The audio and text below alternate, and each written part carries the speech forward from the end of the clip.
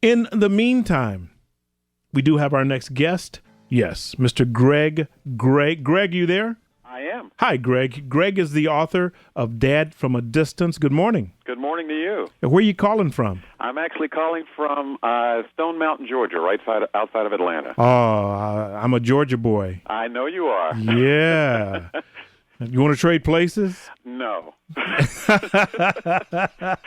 went to Oberlin College, and I got all I wanted of what you guys are having up there right about now. That was a mighty quick answer, too, Greg. Yeah, it didn't require much. Now, you're an author. The name of your latest book is Dad from a Distance. Yeah. Tell us what that book is about, Greg. Well, it's in a way, it's a little bit of my own story, but the larger picture of it is that it's tough enough for parents in general and a nuclear family to figure out what they're doing with their kids on a day-to-day basis. It doesn't come with an instruction manual. But for dads from a distance, and that is basically non-custodial fathers, the book really focuses on how those guys can and should still be fantastic dads. So it really speaks to the guy who is not co-located with their kid, whether it's through divorce or whether the child was born out of wedlock. It really doesn't matter so much how they got there, but it's around tools and strategies to make sure they have great relationships with their kids. Now, we all know the importance of having that great relationship. What are some of the strategies, Greg, that fathers can use to have that great relationship with their child that they may not be with every day? Well, I think I would start by making sure that they don't make what I find to be the biggest mistake. And that is, in a lot of cases, the guy, while he may be breaking up with the child's mom, also finds himself breaking up with the child as well. And that causes issues sometimes because sometimes they don't want to call and speak to the kid because they don't want to have to speak to the kid's mom and on and on and on. What we talk about in the book is that that's something you really kind of need to get over because it's not about you at that point. It's about having a really good relationship with your child. Well, what if the dad wants to get over it and the mom doesn't?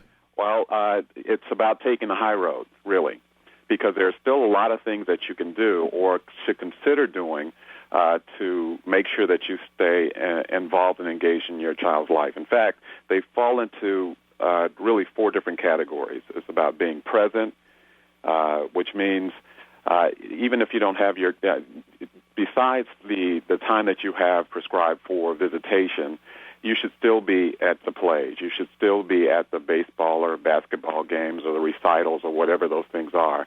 You should still be showing up. Nothing, unless you have an issue that the courts have told you shouldn't show up. And by the way, this is not the book for those dads.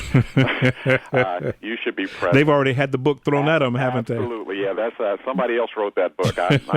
Hopefully, I'll never know anything about that one. But it's also about being connected. One of the strategies, as you were asking about before, that I put out there for a lot of guys is to write your child a love letter. You don't have to physically be co-located with them to sit down and just put pen to paper, put a stamp on an envelope, and send it to your child, and just to let them know how you feel about them and that you miss them. My daughter was 6 when her mom and I got divorced, and I actually traveled quite a bit at that point in time, in fact, 40 weeks a year. So not only was I... No wonder you got divorced. Yeah, I've heard that from some quarters. But I made a point of writing her letters from the road and sending her postcards from the different cities that I'd visited. And she's 22 now. In fact, she wrote the foreword to the book, which is absolutely fantastic. Oh, that was cool. And did a great job. She still has all those postcards and letters. And I didn't realize how big an impact they had until really almost 15 years later. Mm-hmm. So, do emails and tweets make up for that? Absolutely. Email, whether it's you can do instant messaging. Skype is a big thing nowadays. Mm-hmm. That you can actually look into your child's eyes and chit-chat a little bit with them. In fact, most of us need to kind of get a little bit better with our technological savvy anyway. So that's a great thing to be able to do as well. Mm-hmm. Now you mentioned attending some of the events that some of your children may be participating in. What happens, though, if not only the mom doesn't want you there, but the child doesn't want you there? You can't really force yourself in the situation, can you? No, but you can still be present. And but your question is a valid one, because it kind of gets to the root of sometimes dads aren't there because of that uncomfortable situation you just described. And here's what I would put out there, and this is just coming from my own personal experience. I find that if you can find a way to take the high road, for example, if it's a recital and it's at the local middle school, and your child is in a play or something like that, there's nothing that prohibits you from going and sitting. You don't have to sit next to mom. You don't even have to sit next to anybody associated with mom.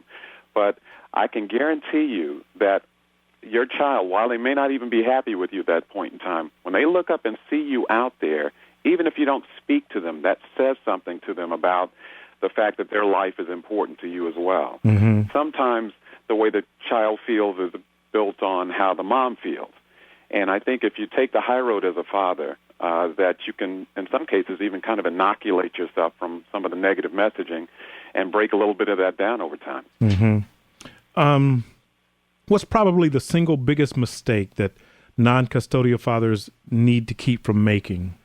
I think we have nailed it in that conversation we just had. Mm-hmm. That you are no longer with the child's mom, but you didn't break up with the child. Mm-hmm. And I'll give you a quick little example. I was talking to a young man recently. He has a 1-year-old daughter, and he's not married to the mom, and they were going to be taking the kid to one of these little theme places where, and I don't want to promote anybody unnecessarily, but there's a really big mouse that walks around and they serve pizza. And he was uncomfortable about going to the child's first birthday party because, her mom doesn't like me, the family doesn't like me, and on and on and on. So he wasn't going to go. And the point that I was trying to make to him is like, look, your child only turns one time.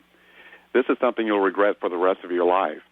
So go, suck it up. It will be tough for you, but that's something you'll have to just kind of man up about. Your child, it should be your priority. Once you have a child, there's not many things much more important than being a good dad. So is it easy all the time? Absolutely not. Is it vital? Absolutely. Okay. Greg Gray, he's author of Dad from a Distance.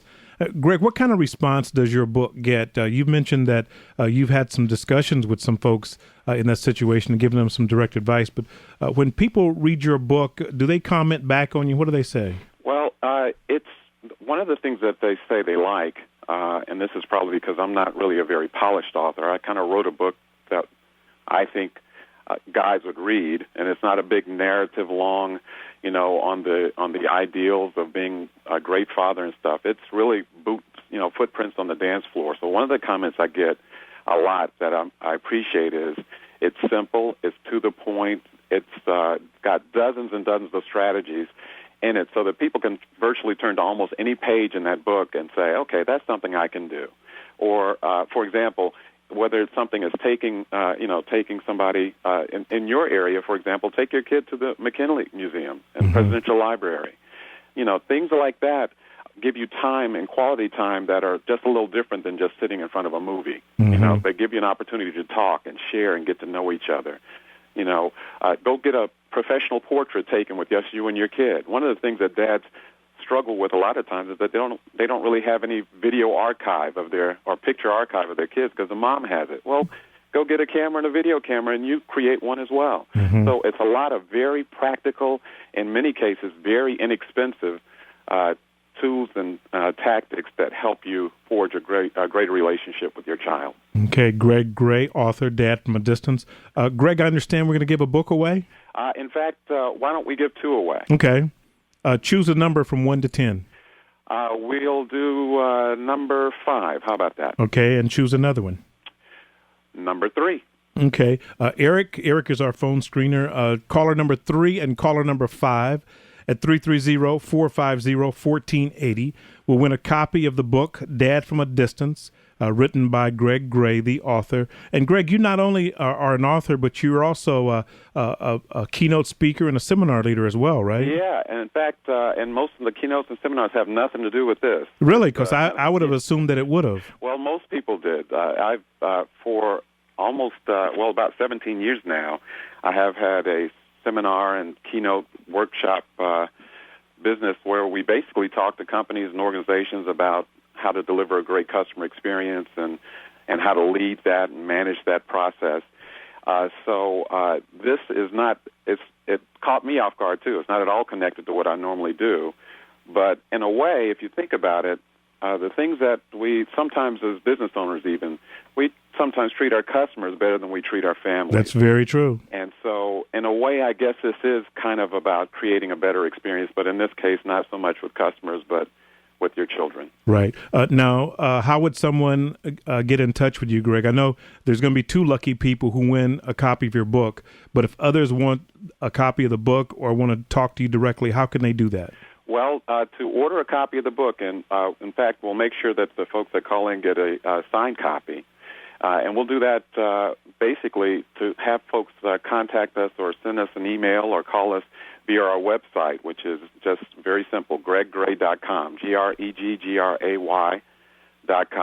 Very self-serving, but easy to remember.